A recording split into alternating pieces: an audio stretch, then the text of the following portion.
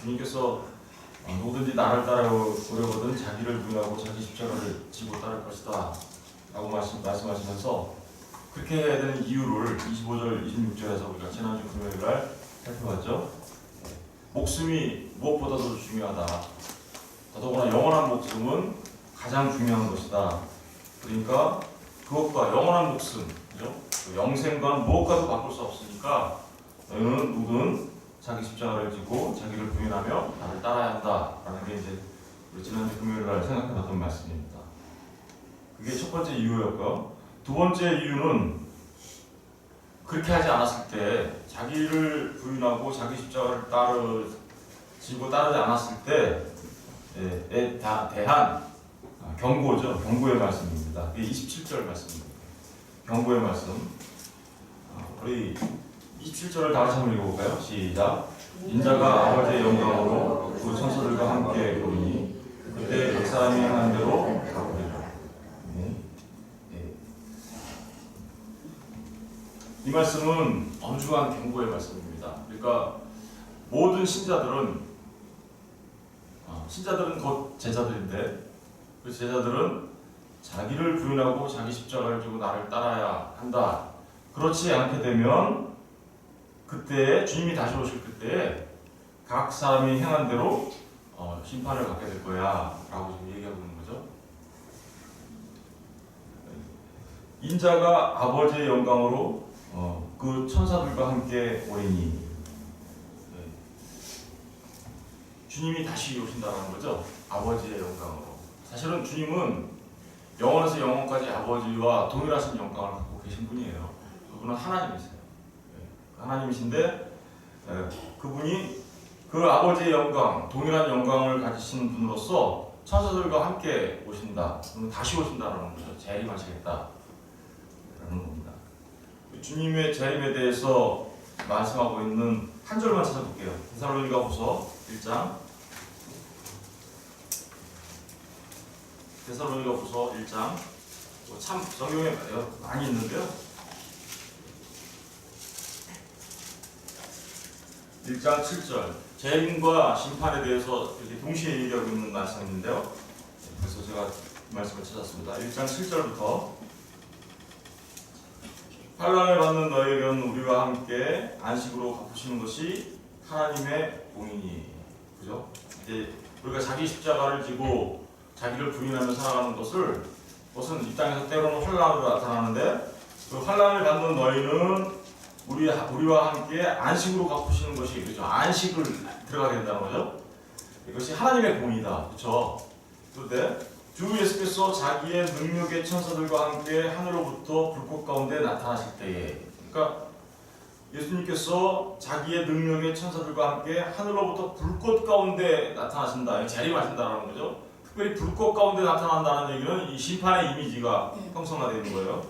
그래서 8절 보시면 하나님을 모르는 자들과 우리 주 예수의 복음에 복종하지 않는 자들에게 뭐가 있어요? 형벌을 내리시니 이런 자들은 주의 얼굴과 그의 심의 영광을 떠나 영원한 멸망의 형벌을 받으리로다. 그러니까 여기 주님을 따르지 않는 자들, 하나님을 모르는 자들, 예수님의 복음에 복종하지 않는 자들은 영원한 형벌을 받게 될 거다. 그때 재림에서 주님이 심판하실 때, 그죠? 그러니까 주님이 재림하시면 주님이 재판장으로 오셔서 모든 사람을 심판하시는구나 라는 것을 알 수 있어요. 그리스도인들은 그런 심판을 안 받을까요?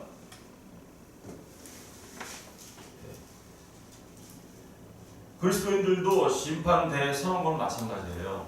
그러나 이렇게 지금 방금 전에 데살로니가 후서에서 말했던 영원한 심판으로서의 형벌로서의 심판을 받는 자들은 아니죠, 그죠? 그러나 그리스도인들도 자신들이 어떻게 신앙생활을 해왔는지에 대한 평가는 하나님 앞에서 받게 됩니다. 재판장 되신 주님, 그분이 모든 재판의 권한을 갖고 계세요. 그러니까 우리가 하시는 일들 최종적으로 심판하실 분은 누구냐? 예수님이세요. 우리 사도행전 4장 10장 볼게요. 사도행전 10장.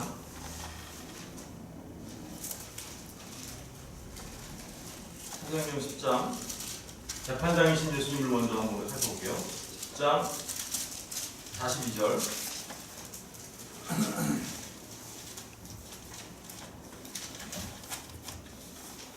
10장 42절.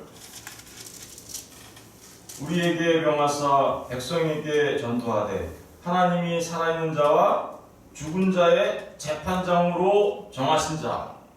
이게 누굴까요? 곧 이 사람인 것을 증언하게 하셨고, 이 사람이 누구죠? 예수님을 말합니다. 그러니까 하나님께서 살아있는 자와 죽은 자의 재판장으로 정하신 분이 누구예요? 예수 그리스도이십니다. 그분이 다시 오셔서 심판하실 것이라는 거예요. 디모데후서 4장 1절 한번 보겠습니다.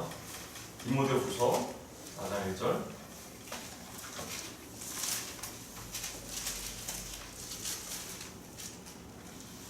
디모데후서 4장 1절을 보겠습니다. 4장 1절 다시 읽어볼게요. 시작.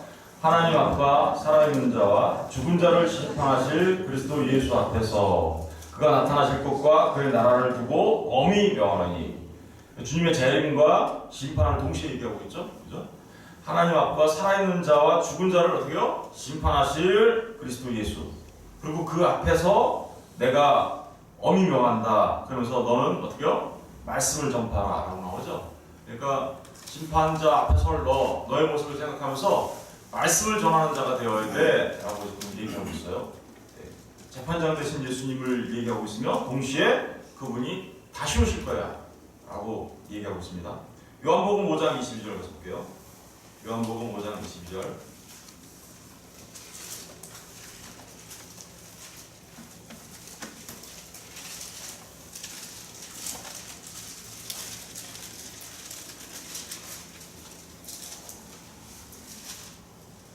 요한복음 5장 22절을 다 같이 읽어보겠습니다. 시작. 아버지께서 아무도 심판하지 아니하시고 심판을 다 아들에게 맡기셨다. 그러니까 사실은 이 모든 심판에 대한 권한을 누가 갖고 계신 거예요? 다시 오시면 예수님이 갖고 계신 거죠. 그런데 그 예수님이 지금 저와 여러분에게 뭐라고 얘기하고 있어요? 너희들은 나를 따르려거든 자기를 부인하고 자기 십자가를 두고 나를 따라야 돼. 그래야 한단다 라고 얘기하는 거죠. 그러면서 내가 다시 올 때 각 사람이 행한 대로 갚을 거야 라고 얘기하죠. 이 얘기는 아까 그리스도 예수의 복음을 따르지 않는 자들이 영원한 형벌을 받는 그런 심판을 말하고 있음과 동시에 예수 그리스도를 믿는다고 하면서도 예수 그리스도를 믿는 자들도 동시에 심판대 앞에 섭니다. 예, 우리 고린도 후서 5장 10절 가서 볼게요. 고린도 후서 5장 10절.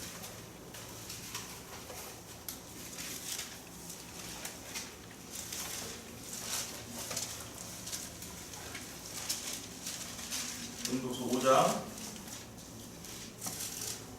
10절을 9절과 10절을 한번 보세요.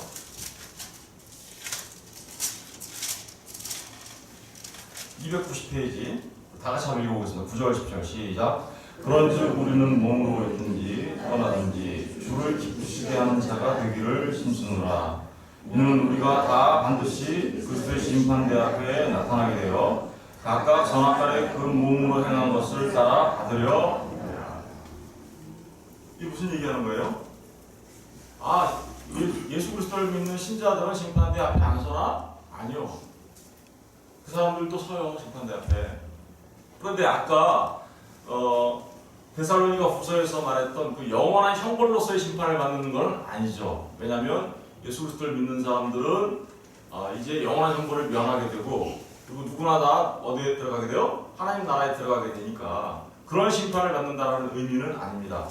그런데 예수 그리스도를 믿는 사람들도 비록 그 영원한 형벌에 대한 심판은 받지 않지만 그들이 살아있는 이 역사, 시간 속에서의 그 삶에 따라서, 그죠? 그 삶의 행동에 따라서 하나님을 기쁘시게 한 자와 기쁘시게 하지 않은 자에 대한 그것에 대한 심판대 앞에서의 나타나, 그죠? 이것은 반드시 있을 거다라고 얘기하고 있는 거죠. 그러니까 우리가 예수 그리스도의 은혜로 구원받은 하나님의 백성이라고 해서 경거망동하며 함부로 우리의 삶을 살아서는 안 됨을 정확하게 얘기하고 있는 거예요. 사람들은 내가 구원받았으면 됐지 뭐. 아이고 내가 아무렇게나 살아도 되지. 또 죄져도 구원받은 거 아니야? 이게 잘못된 이단적인 교리죠. 그게 구원파나 이런 잘못된 사람들이 예수 믿고 구원받았으면 됐지 뭐. 자유롭게 살아. 그건 자유가 아니라 방임이라고 하는 거죠. 방임이에요. 여러분, 우리는 항상 예수 그리스도의 그 은혜로 구원받은 하나님의 백성 맞습니다. 그렇다고 해서 우리 자신들의 삶을 마음대로 자기가 주인인 양 살아가면 자기를 부인하는 거예요, 안 하는 거예요? 여전히 자기 부인과 자기 십자가를 준다는 얘기는요, 주인이 바뀌었다라는 뜻이에요. 나의 삶의 주인이 바뀌었습니다. 누구로 바뀌었다라는 거예요? 내 안에 있는 예수로 바뀌었다라는 얘기예요. 그래서 자기 십자가와 자기를 부인하고 산다는 얘기는 예수님이 내 인생의 주인이 되어서 예수님의 뜻과 예수님의 생각과 그죠? 그래서 그 예수님에 의하여 지배당하는 삶, 그걸 성령 충만이라고 하거든요. 사실은 말씀에 의하여 지배당하는 삶, 그런 삶을 살아간다는 거예요. 그런데 여전히 내가 나의 주인인 것처럼 뭐 구원받았으면 됐지 내 맘대로 살아, 이거는 아직도 자기가 자기의 주인이라는 얘기고요. 그 사람은 말로는 구원받은 하나님의 백성처럼 보일지 모르겠지만 실질적으로는 주님이 안에 계셔요, 안 계셔요? 안 계신 것 같아요. 그 사람은 자기를 부인하고 자기 십자가를 지는 사람이 아니죠. 자기 십자가와 자기 부인의 삶을 살아가는 사람은요, 주님이 나를 통치하시는, 주님이 나의 왕이 되신 분이라는 것을 나타내는 삶을 살아간다는 거예요.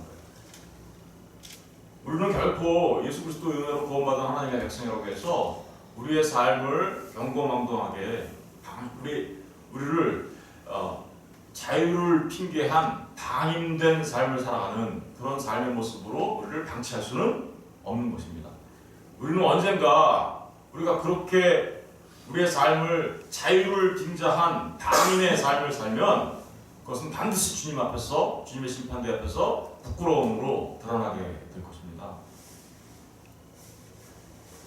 이런 부분들을 우리가 기억하고 우리가 얼마나 신중하게 이 땅에서 신앙생활을 해야 하는지를 꼭 기억하셨으면 좋겠고요.